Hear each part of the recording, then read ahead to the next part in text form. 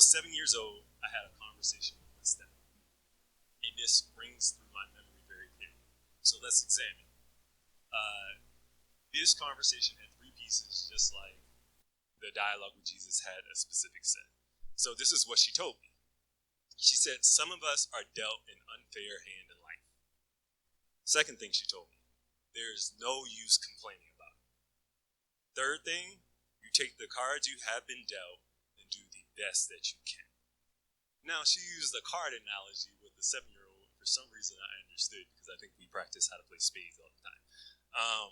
But that alone doesn't tell you it's a defining moment. It doesn't have any value to it. So if we dig underneath the hood a little bit, we'll see the contributing factors.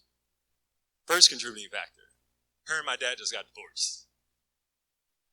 And so she called me to tell me this. She was my most maternal figure and actually most parental figure I had. And so she no longer could legally take care of me. And I had to be left in a new environment with a person who was not my parent. So I was feeling a loss of control. So when I hear her say, some of us are dealt an unfair hand, there's no use complaining about it. You take the cards that you've been dealt and you make the most of it.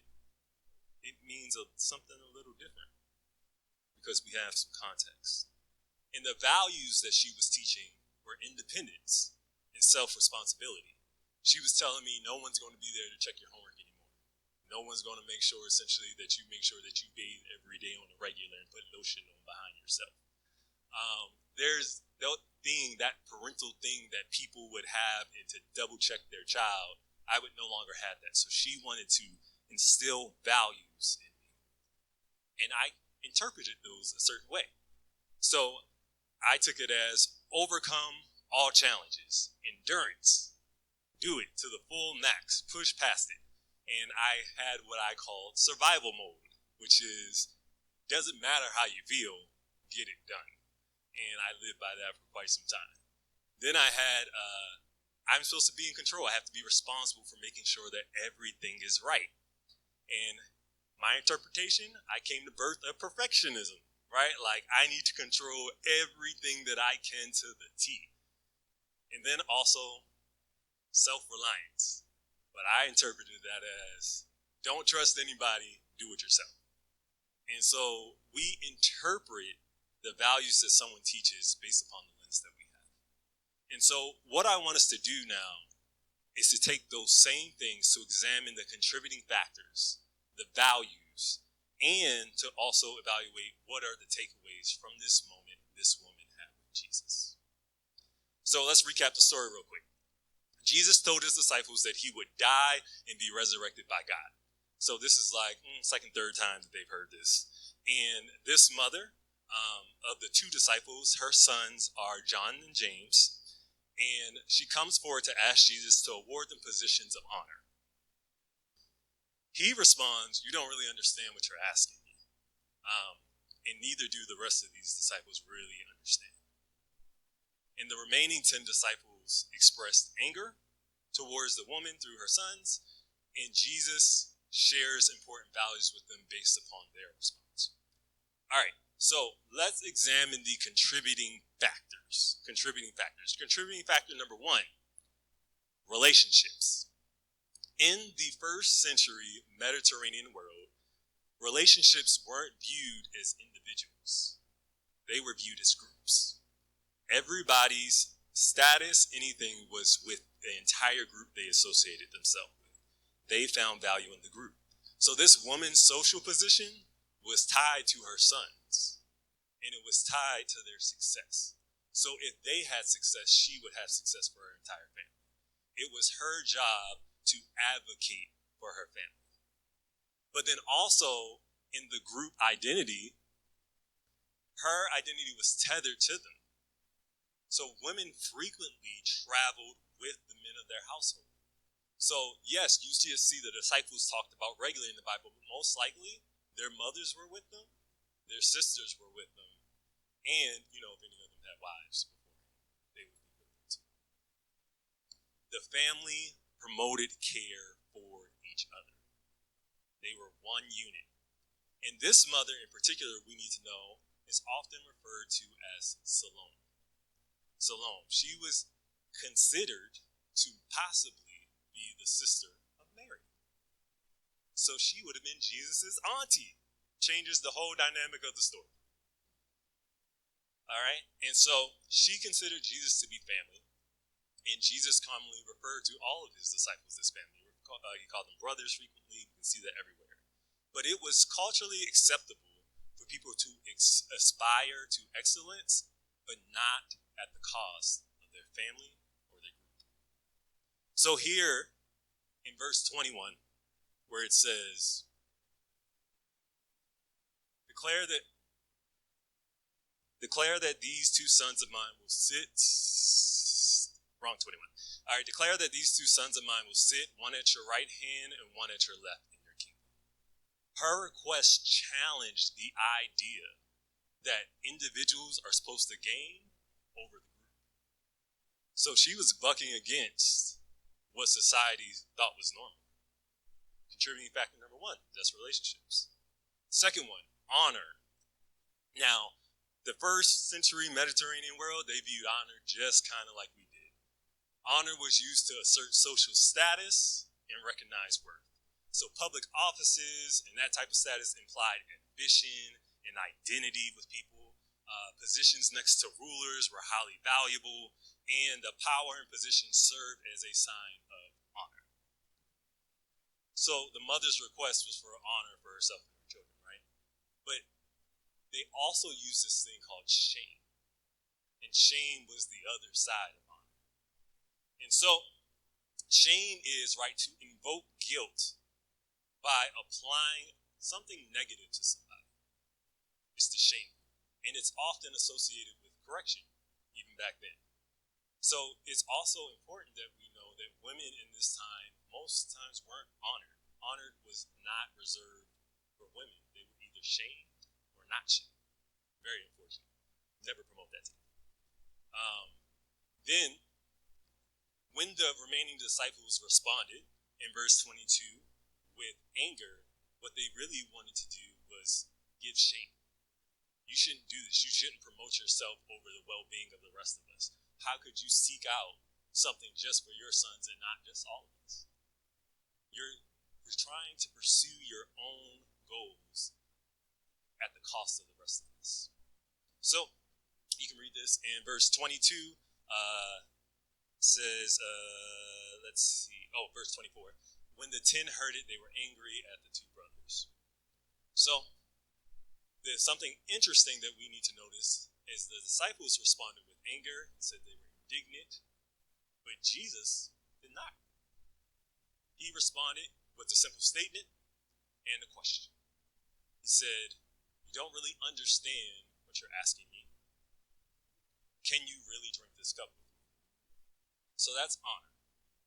And the last contributing factor that we need to recognize is benefactors. It's not a word we really use today, but a benefactor is someone who helps through money or through any other means to help somebody else. So family members of power served as benefactors to give access and opportunities to their other family members. Again, remember, Salome considered Jesus family, and he was going to have a kingdom.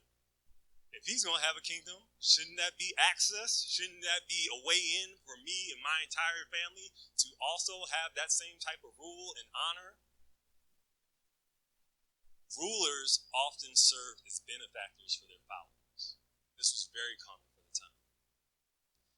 And Salome not only viewed Jesus as a benefactor because he was family, but because he was also going to give two things. And so they would have known this. It said earlier on, if we look at John 5, 20 through 23, Jesus often talked about himself as a divine authority to dispense power and position. It says this: the Father loves the Son and shows him all that he himself is doing, and will show him greater works than these, so that you will be astonished or marveled. Next verse. For as the Father raises the dead and gives them to life, so also the Son gives life to whom he will. The Father judges no one, but has given all judgment to the Son, that all may honor the Son just as they honor the Father. Whoever does not honor the Son does not honor the Father who sent him. Look, it's very clear that all of them knew that Jesus had some power. It's very clear. It was part of his teachings. So the mother identified Jesus as the one who could give her son. So we understand these things, it begins to change the way we view the story. All right, so let's look at values taught. He responded twice. In his first response, it's in verse 22. You do not know what you are asking. Are you able to drink the cup that I am about to drink? They respond, we are able. He says, you will indeed drink the cup, my cup, but to sit at my right hand and my left, this is not mine to grant, but it is for those to whom it has been prepared by my Father. Again, first value, respond with truth and not shame.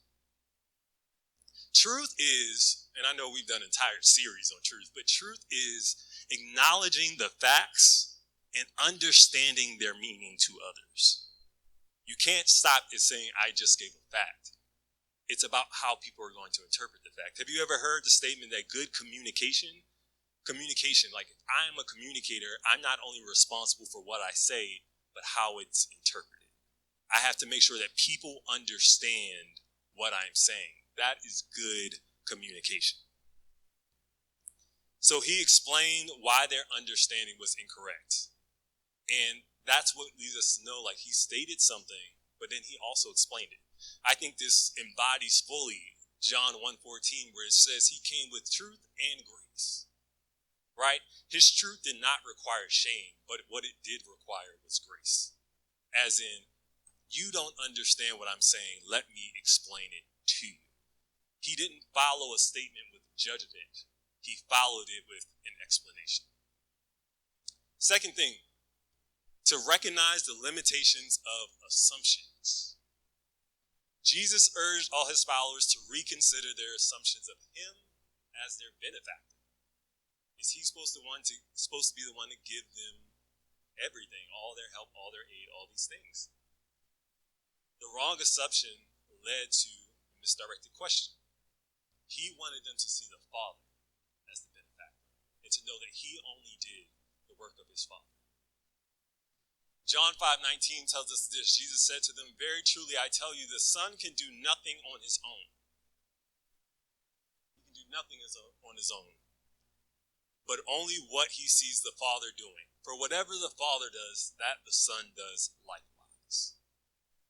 And then we also see in Proverbs 18:2, it says, a fool takes no pleasure in understanding, but only in expressing personal opinion. Jesus made them aware that their assumptions, wrongly assuming things, would lead to incorrect opinions instead of trying to seek understanding. The key is to understand rather than to just state. All right, second part of his response. But Jesus called to him in verse 25 and said, you know the rulers of the Gentiles lord it over them, and their great ones are tyrants over them. It will not be so among you, but whoever wishes to be great among you must be your servant. And whoever wishes to be first among you must be your slave. Just as the Son of Man came not to be served, but to serve and to give his life a ransom for many.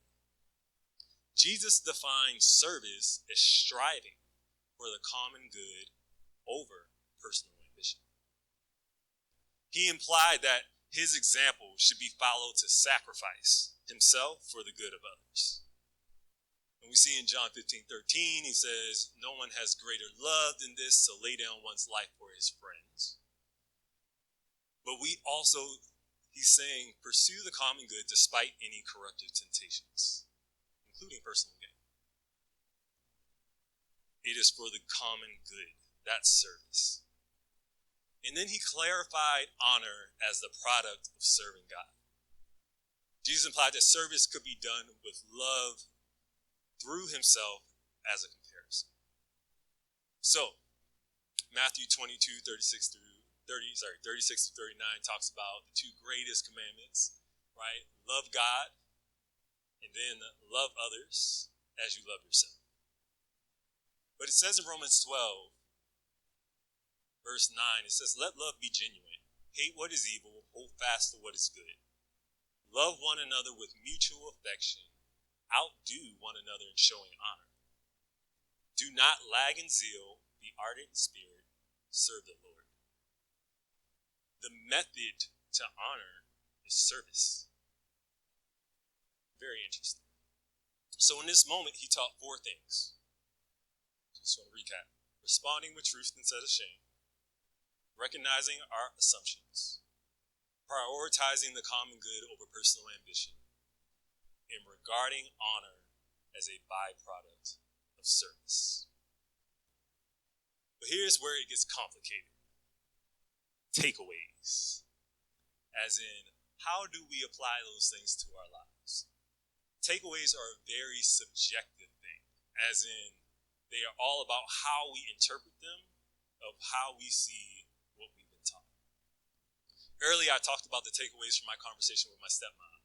She was not telling me to put myself in survival mode for 10 years.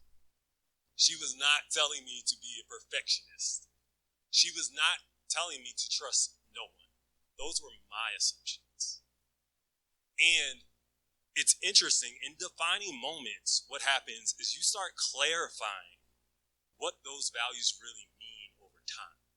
You know, I came to learn that, hey, she didn't really mean survival mode. She meant get things done, have endurance, but also be emotionally healthy at the same time. They're not mutually exclusive. Like my 7-year-old brain interpreted that, right? In terms of taking control, she didn't mean perfectionism. She meant do what you can and trust God for the rest. And in self-reliance, she didn't mean trust nobody. She meant trust that God will send and make everything for good in your life. However, my interpretation was off. See, takeaways can be healthy or they can be unhealthy. We are on a journey to try to figure out how to appropriately use what we have been taught. Jesus taught very specific values to Salome, his mother, and all his disciples, but we can't say for sure how they interpreted them. We can read later works throughout the rest of the Bible about how these disciples may have applied these, and I think a lot of us would say they applied these well, but they had a learning curve because they didn't do everything right. And they were continuously either corrected by Jesus or corrected by each other. But the Bible did acknowledge this one last thing about this mother Salome. She's only mentioned 2 times in the Bible. Only mentioned 2 times. Matthew goes further in verse 27 to mention her. And it says this at verse 55. There were also many women there looking on from a distance. Where is there? There is the crucifixion of Jesus. So she's looking and watching him be killed. There were also many women there looking from a distance who had followed Jesus from Galilee, ministering to him. Among them were Mary Magdalene and Mary, the mother of James and Joseph, and the mother of the sons of Zebedee. Second and last time she will be mentioned. What's so important about that? It's actually what it says earlier. In verse 38, it talks about the 2 bandits that were crucified next to Jesus. One on his right and one on his left. The statement sounds very familiar. It sounds very, very familiar. Only one gospel talks about what happened with these 2 gentlemen, and it's in Luke, starting at verse 39. One of the criminals who were hanged railed against at him, saying, "Are you not the Christ? Save yourself and us." Verse 40. But the other rebuked him, saying, "Do you not fear God, since you are under the same sentence of condemnation? And we indeed justly, for we are receiving the due reward of our deeds. But this man has done nothing wrong." He's talking about Jesus. And he said, "Jesus, remember me when you come into your kingdom." And he said to him, Truly I say to you today, you will be with me in paradise. I can only imagine Salome, this mother, who asked Jesus for positions at the right and left, realizing who actually received them.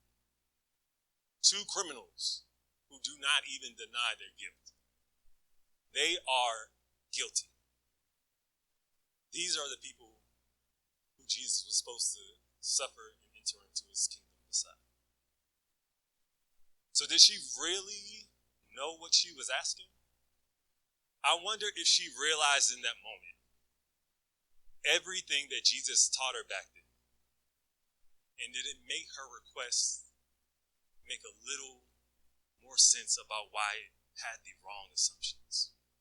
About why it was phrased wrong, about why coming to him and asking that question, it was a little different.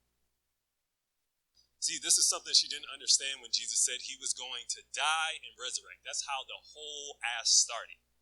The whole ask that she and request that she made to Jesus started with him saying, I'm going to die and be resurrected by God. But yet she came and her response was to request a position of honor. But Jesus died with these two people next to him. Two criminals. I can only imagine it, right? Like seeing Jesus in the center, one person to the left, one person to the right. The one on the left is guilty. He's guilty, but he knows his error and he sees Jesus' perfection. And he's saying, hey, can you remember me on the other side? I see the error that I did. I see my wrong, and I see that you are the one who's going to make it right. Can you help me with that? But then on this other side, you see someone he's not repentant. He's not asking for anything. He's going to mock him all the way through death. And it's interesting that these are the two intended people the Father chose to be next to Jesus. As if to say that Jesus had to die on a cross. And he needed to die for the guilty person who would accept him and the one who did not. But he also needed to die for everyone's guilt. That guilt that Salome faced when she felt that shame from the other disciples, Jesus was dying for that. Jesus died for all of their guilt and ours. And this picture of the cross was his way to show, this is how you love, this is how you get honor. I'm going to show you giving up your life for your friends, for your family. This is it. And this is what I'm doing for you. So yeah, her sons would eventually suffer for the gospel, and they would eventually be martyred. Which according to Jesus, that's how you get value, right? Like you serve God, and you serve others. And they laid their lives down to serve others. They did. They imitated God. So eventually they would get honor. So it wasn't the fact that she desired something that was bad. Her and her family would get honor. They would get honor through service. And he redirected them on how to do that. What he was saying is that her assumption was wrong. That he needed to die for everyone's guilt. And that her sons being next to him in that moment would not communicate that same thing. It would not communicate the same thing. I wonder in that moment, Salome had her unique experience at the cross. Unique experience, right? Nobody else probably really caught that message except for her and the disciples that were with her and saw it. That, hey, the significance of my left and right, that's not your honor. Your honor is to give your life like me. To give your life in service to God. To give your life in service to others. And to give your life isn't necessarily to die, but it is to die to self. We are to pursue the common good of everyone. Jesus died for every single person. Their common good, whether they thought it was their good or not, it was for their good. So let me ask you this question. Would you call this now a defining moment? You know what defining moments are now? They are things that settle values inside of you, that you would live for the rest of your life. And in the moment where Salome asks the question to Jesus, and in the moment where she sees him on the cross and the two people were criminals beside him? Did that solidify value in her? Did she get a message? Did she get a takeaway? I wonder if we look at our own lives, would we recognize the defining moments with God? The ways that he's moving in our own lives, in the things that we experience on a day-to-day, that when they come back around, we really see, oh, that's God. He's working, he's moving, he's trying to teach me something. And that I'm going to get the true takeaway that he wants me to have versus whatever my interpretation is. So, if you don't know, I like education, so there's homework. There really is homework. So if you have a pen, take it out. Take your phone out, go write this one down. I want us to challenge ourselves. I want us to look at our memories, to look at what we consider to be a defining moment in our life. One that changed the very course of how we live. And I want us to look at it. But I want us to examine it. I want us to look at what made it a defining moment. What are the contributing factors? What were the assumptions that I made? What were the values being taught in that moment? And to make sure it's a correct value, use scripture to justify it. Because if the value is not taught in scripture, it's probably not quite the right value. And then lastly, I want us to look at the takeaway. I want us to look at the takeaway. Highlight what we were supposed to get from it. If we serve a God who has us on a journey, and he's going to see that thing all the way through to the end. He started us at the beginning, and we're in a journey to the end, it says in Philippians. Aren't we supposed to learn something from it? So what can we learn? What can we learn from our day-to-day experience? How can we see God in the moments and the encounters that we have? How can we look and see him more clearly? I think some of it is by taking the time to really understand the moments that we actually do.